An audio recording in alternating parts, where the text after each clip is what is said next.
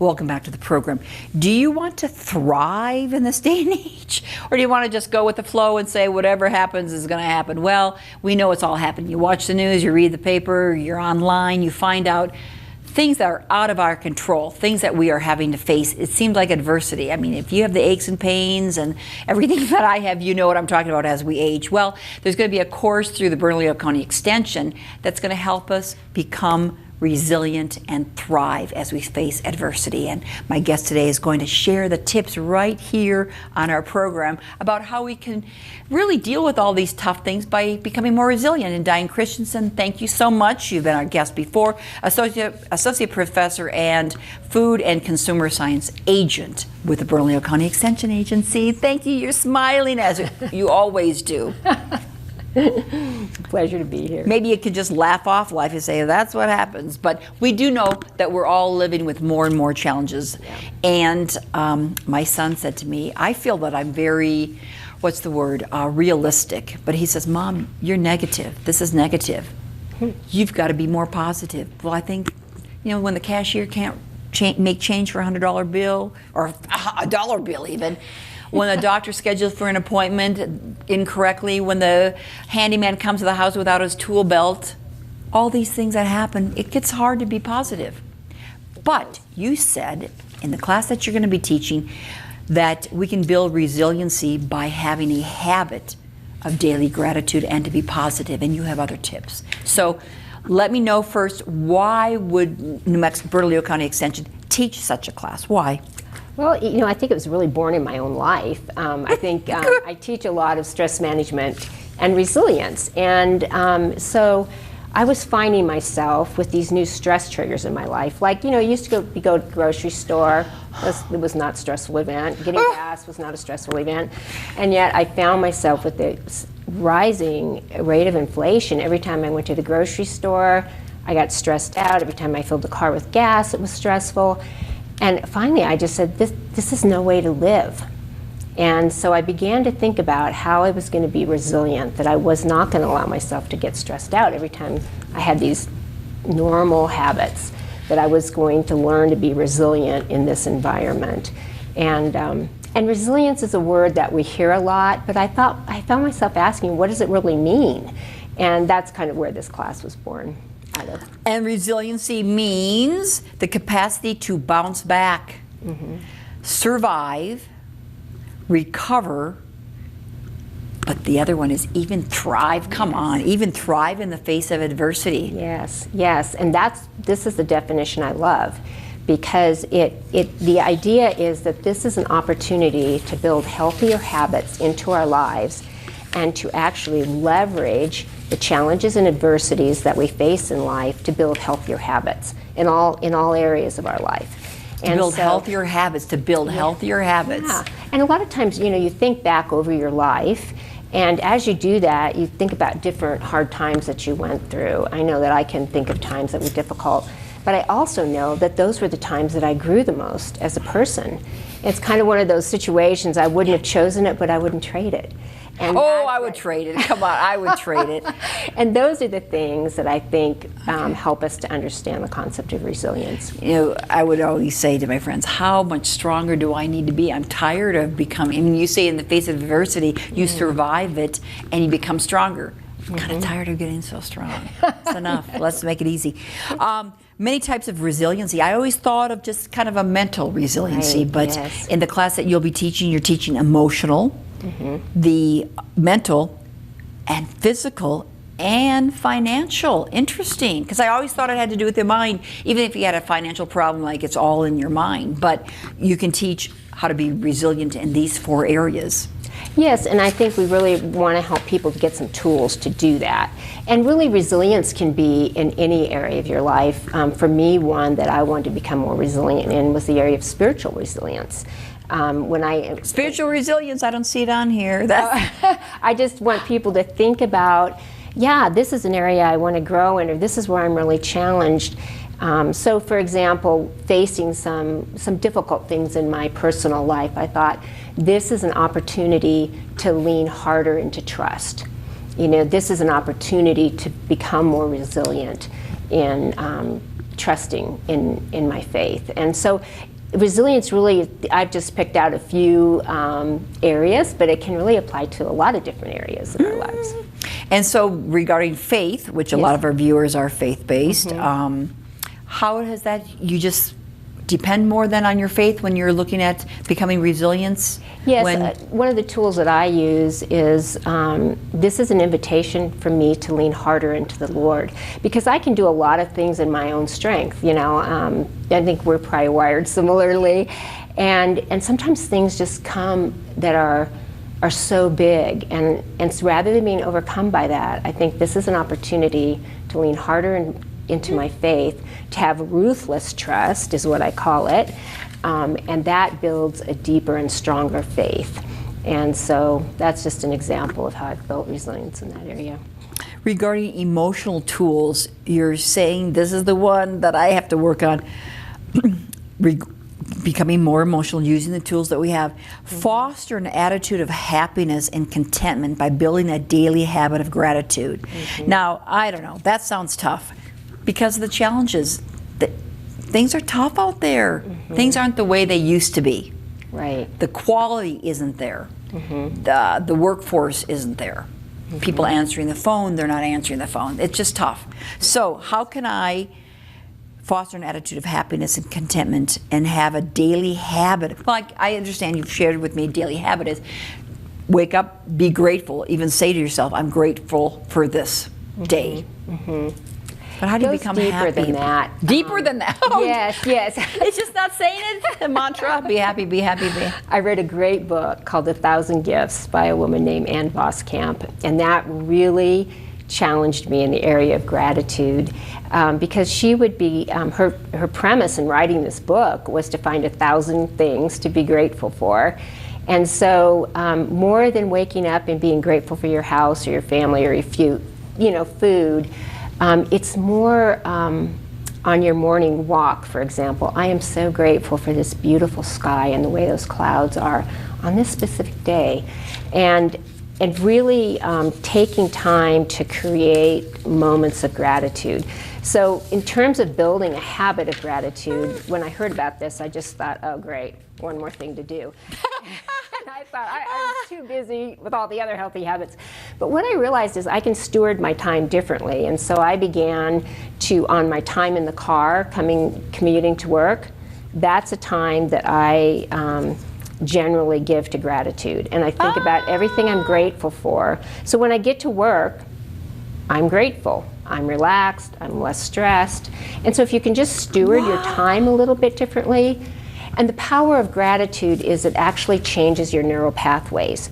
And so my husband and I were talking about this the other day because I've been working on this gratitude habit, and he said, you are much more grateful.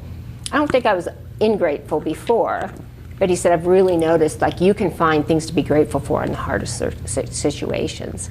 So finding a time or standing in line instead of saying, did I choose this correct line because that's going faster than I? Exactly. We all do that. Did I get in the... We could take that time to just think. So that could be the habit of whenever you're in a line or driving in your car or going for your morning walk is a time to think of the things that you're grateful for. Yes, tie it to something you already do. Okay, so you're more likely that's to easier. do it. Yes. But your husband actually recognized this? Yeah, that was amazing. What were you doing? I mean, were you just saying, I'm so grateful? I mean, were you voicing this? Or to be honest, we have come through some very hard times in our family. And they have been devastating, I'm not going to lie. But by developing this habit of gratitude, I was able to see gifts in the midst of great pain, to be quite honest. Wow. So, and he recognized that you were doing that. Congratulations. So a habit every day, daily gratefulness that we can do when we're driving or walking or in line. Yeah, it shows up. Shows up. Learn to be content and live on less by adopting a simpler lifestyle. Now, this generation, the young generation, seems to have that simpler lifestyle mentality. Yes. Not collecting things. Not so much stuff. The Bible talks about learning to be content. Well, that is exactly right. We have to learn to be content. Focus on what we have rather than what we don't have. And it's so easy to, focus on the things that we want or we don't have. but instead to focus on what we have. Develop an attitude of abundance rather than scarcity. How do you develop an attitude? Well, this one, again, the younger generation is really fostering this. One of my sons created a company, and it's all based on abundance. And so the whole company is based on this concept of abundance rather than scarcity. And there's a book called Go Giver that really talks about that. But I think it's a really powerful thing. Instead of feeling like, oh, my savings account isn't enough, wow, I have so much abundance, look at my savings account. Or my checking account isn't enough, but it is enough. You know, I live abundantly rather than with scarcity. So it's just changing your mindset for feeling like you're living abundantly rather than always being on the short end.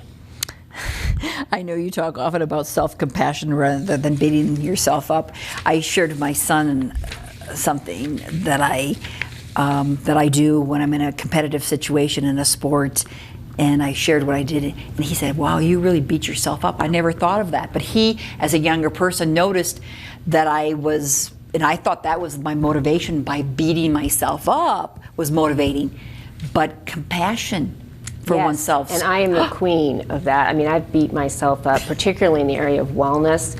You know, if I, made wrong food choice, I was lazy, all of this stuff. And finally, I just came to a place of real brokenness, to be quite honest. I just couldn't do it anymore. And the research tells us that people that practice self-compassion are much more successful in their wellness journeys than people that beat themselves up. And so as I personally made that switch in my life, that's been the game changer for me. That number one thing for sure in my wellness journey was becoming more self-compassionate. Meaning recognizing the things that you accomplished health-wise rather than things you did not accomplish? Yes, and just being a good student of yourself. So one of the things that we talk about is moving away from being self-critical to curiosity. One of the examples I use is when I first started with Extension, we had to write these really involved reports, and they were very stressful to me. And so I keep this candy on my desk, and I never eat it, but when I was writing it, I was just, wolfing that candy down. Well, yeah. And so I started to beat myself up, and then I thought, no, you never do this. So what I said was, how interesting. This is so curious. You're eating this candy that you never eat. So what I learned about myself was that in a situation where I'm not totally sure, what to write, I just need to chew. It had nothing to do really with the candy. I just needed to chew. And so I moved in from that to saying, you know what, good for you. You've started this new career and you're doing this stuff that's hard, but you've done hard before. You'll do this. And then that moves into change. That being thinking of yourself positively, yes, compassionately rather than compassionately, wow, definitely motivates for change. So it really works. Okay, it really works. I'm 11 years into it, and it really works. Mental tools and remembering the 4 C's: move away from self-criticism, be curious, self-compassion we just talked about, and change. Yeah, it's a continuum. You'll notice it as you move away from being critical and being curious about yourself, then to be compassionate and affirm yourself, that leads to change. Regarding resiliency and mental, now we're going into the mental tools. We did the emotional tools. Develop the mental toughness to see adversity as a path to build I don't like that one. Inner strength and fortitude. Enough of that. We're strong enough. Mental toughness to see adversity as a path to build inner strength and fortitude. Yeah, it just helps you to be a little bit tougher, I think. Like, I'm a very emotive person. I'm a feeler. I'm compassionate. All those things are good, but sometimes I have to tell myself, toughen up, I mean, you need to be stronger here. Don't give in to your emotions. Use some rational thought here. And so I've been trying to develop a little bit more mental toughness. Yes, mental strength. And they say focus on what you can control and influence instead of what you cannot control. We always hear that, but those people who like to control want to control it all. They do, but when you focus on what you can't control, for example, right now maybe your finances, I think everybody's retirement accounts are all over the map, you know. And so that was a good example for me, is that, you know, I looked at it, we met with our financial advisor, we made decisions. So I did what I could control, was that. I can't You made the appointment. Okay, Yeah. that's good. We can't control the stock market, so you don't want to focus on what you can't control, focus on what you can control. And then the third thing is focus on what you can influence. So what I decided is what I can influence is I'm not going to look at those statements all the time because it's stressful and there's nothing I can do. I don't want to be irresponsible, but we need to be looking at them every week either. And so I made a decision to just look at that periodically. Help me with changing your thinking to a positive mindset. Help me with tips on that. When we're feeling discouraged, stressed, whatever it is, we tend to think our feelings are fact and truth, and they're not. They're just feelings. And so a lot of times we believe them. And so what I do, or what we encourage, is when you're in a negative state emotionally, the problem is not a feeling problem, the problem is a thinking problem. And when you trace your feelings back to what you're thinking, it's stinking thinking. And in any situation, you can either choose to look at it positively or you can choose to look at it negatively. Both are equally valid. Can you give me an example? Yeah, maybe the grocery line, for example, getting super irritated, you know, about being last in line or whatever. Maybe just choosing to think, I am grateful that again, moving to gratitude, I'm grateful that I can be here, I'm grateful that I have this abundance, I'm grateful that I have a job. And so you can shift to gratitude. Gratitude's always good, you can hardly go wrong with gratitude. But a lot of times, or another example is maybe in a wellness journey, I don't know why I try, I never can do this, it's never gonna work. Well, the reality is millions of people manage their weight, they manage their diabetes, you can too. That's a good point. Mm-hmm. Are they really though? I see the commercials on TV. Are they really? Yes, a lot of people do very successfully manage their weight. And they're ordinary people. They're not superstars. And that's what encouraged me. Why can they do it? Because they plan and they learn healthy habits, and the biggest thing is they don't give up. That's the biggest thing. When I read it on your webpage, this is what I like. The commitment. The commitment is, it's not, I'll try. Because people, I'll try the diet. Well, they don't. Or I'll try to pray every day, or I'll try to go to bed early, or I'll try to get up early, right? Mm-hmm. I'll try. Mm-hmm. Not I want to. I want to do it. I want to get up early. I want to read every day. I want to read the Bible. I want to. The commitment is, I have decided. Yes. That's powerful. It is. People wish, they hope, they dream. They try. They try. When I started my wellness journey, I said, I'm giving this a year. I'm not going to give it 2 weeks. I'm not going to give it 3 months. I am going to do this thing for a year. And it was a group, and we run a lot, groups at our office. One of them is National Diabetes Prevention that gives you support for a year. So I made the decision I was going to do it for a year. And at the end of the year, I was going to see where I was. At the end of the year, I was at my goal weight, and I was managing my weight successfully. So you gave it a year. What I used to say, I didn't like it when people say, well, I'll try, I'll ask someone to do something, I'll try. That was not a commitment. Yes. But I used to say, I'll do it. But I have decided better than even, because then you're mentally saying, you know what, I decided. Yes. And Very the research powerful. says that when you draw a line in the sand, so to speak, that's very powerful. So when you make a decision, I have decided, it's a line in the sand, when you step over it, it's empowering. Well, you can really beat yourself up, though, if you don't after you decided. Physical tools. Okay, we talked about emotional, we talked about mental. Now physical tools foster self-efficacy by creating small, realistic, doable goals weekly. So here's an example. Sometimes many people come into Extension, and I got a diagnosis of diabetes. For example, and they're scared, and that is scary, but it doesn't have to be. You can live a normal health outcome with diabetes as long as you manage it. So that's an example where something bad, adverse happened, But by being resilient, it leads you to create healthier habits that you've been meaning to do for years, and now you're kind of in the crucible of doing that. And they do. They rise to that occasion. And so you get there by making one small action plan, one small change each week. And what the whole concept of self-efficacy is a lot of time I'm this way. I have this big plan and these really enormous goals, and then I failed and I feel bad, then I stopped and all of that.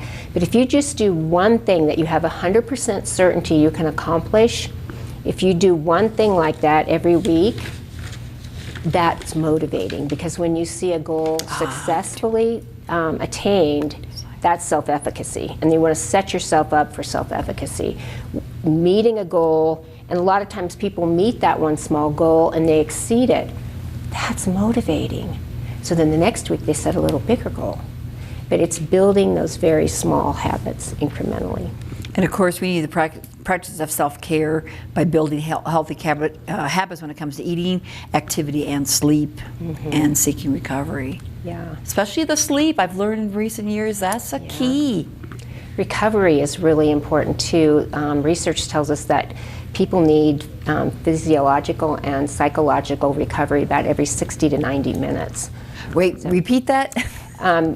People need to have physical and psychological recovery about every 60 to 90 minutes. It's just 5 minutes of just taking a break. It leads to recovery, and so you're much more productive. You're less stressed and much more productive if you do that. So if they're sitting, as you were sitting at your desk for an hour, you think, I'm just going to plow through this till lunchtime and get it all done. Right. But more productive if you take a little break. That's what studies show. Yes, much more productive if you just, like I sometimes will just walk the perimeter of our office building. Back to it. The importance of self-care. So seeking the recovery, that's just a little tip on that. And then you talk about, of course, more laughing. Yes. How does that build into this? Well, the research shows there's about 6 primary ways that you can get recovery, and laughter is one of them. Or spending time with quality friends that really fill you up. That's another one. Maybe doing crafts, something that brings you joy, something that's life-giving. Reading, watching TV, things that don't require a lot of mental stimulation. Those are other things. Physical activity, getting out, taking a walk. Those are all things that help you with recovery. And also importantly is financial tools. Really track your spending is going to help us, cutting costs, eliminate debt, of course, create a new stream of income. Well, let's get a part-time job or something. Build an emergency fund, develop and use free resources. But track spending, how important is that? That is terribly important, but it's kind of like tracking food. No one really loves to do it. It's very No, I don't like tracking food worse than tracking spending. Because then when we see it, like, oh, did I really eat those 10 cookies? Did I really spend that $300? Okay. But by tracking your spending, you can figure out maybe we're having some spending leaks. You know, oh gosh, I didn't realize my daily cup of coffee added up to $800 a year. You know, that's what comes out of that. And sometimes if you feel like you need more income, sometimes finding another stream of income, there's so many things now available to do that. Uber, Airbnb, I mean, there's just a lot of things that can just fit into your life that are fun. And you can, get that little bit of extra income that you need. So a lot of things online too, it seems. Yes, you don't have a lot available to do that's you can incorporate into your life. And of course, if they see the for help wanted signs all around New Mexico, there are businesses and state government and city government who need help. Yes. They're out there seeking all of that. To sum it all up regarding resiliency, the older you get, the more you got to face, right? But again, we dealt with that. It's true. Young people out there, wait till you get older. There's a lot out there. But taking these steps, reaching out to the Bernalillo County Extension Program, there's a lot to offer through your program. Yes. And their website is bernalilloextension.nmsu.edu, and it will have all of our programs that are available. We update it quarterly. And now we also have webinars on there. Yes. Classes in person. Yes, we're going to in-person. We're continuing to do the webinars and the Zoom classes as well. So it's a really nice mixture for whatever people need. And again, as I always say, our tax dollars pay for this. Yes, so that's right. You're paying for it. We're paying for it. Might as well use it because there's a lot of research and it's based from New Mexico State University. The information given, a lot of this is not just what Dianne Christensen is thinking, but what is researched. Yes, True? yes, that's the beauty of Extension. It's research-based and evidence-based material. Great. Dianne Christensen, thank you so much for being with us again, and your smile just makes us happy then to be positive, so we thank you. And it's worked for her. She says that's worked for her. It can work for us as well.